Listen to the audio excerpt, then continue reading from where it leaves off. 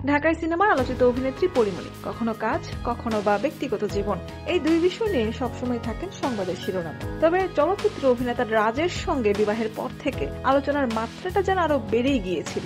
কখনো আলোচনা হয়েছে তাদের দাম্পত্য জীবনের দুষ্টু মিষ্টি সম্পর্ক নিয়ে, আবার কখনো বা সে সম্পর্কের ফাটল নিয়ে। এভাবে আলোচনা সমালোচনার মাঝে রাজ পরীর সংসারে জন্ম নেয় ফুটফুটে এক পুত্র সন্তান। 10 আগস্ট 2 বছরে পা দিয়েছে পরীর একমাত্র পুত্র রাজ্য।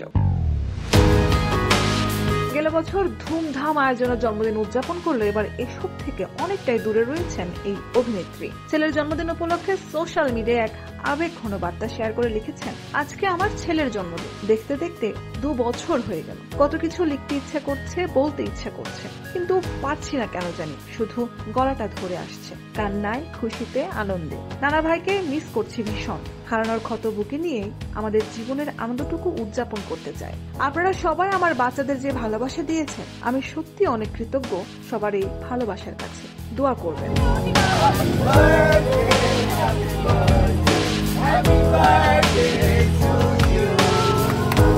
এছাড়াও আরেক শেয়ার করা ভিডিওতে দেখা গেছে পরী তার বন্ধু ও আত্মীয়দের নিয়ে এক বোটিং রেস্টুরেন্টে ছোট পরিসরে উদযাপন করেছেন ছেলের জন্মদিন।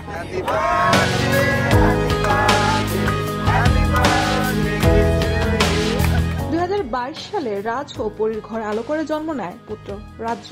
পরবর্তীতে রাজ ও পরীর বিচ্ছেদের পর ছেলের দায়িত্ব একাই সামলাচ্ছেন এই অভিনেত্রী। এছাড়াও ছেলেকে এখন রাজ্য নয়, পূর্ণ বলে ডাকতেই বেশি স্বাচ্ছন্দ্য বোধ করেন পরী। পরীমণির রাজ্যের এই জন্মদিনে আমাদের পক্ষ থেকে জানাই জন্মদিনের শুভেচ্ছা। শুভ জন্মদিন।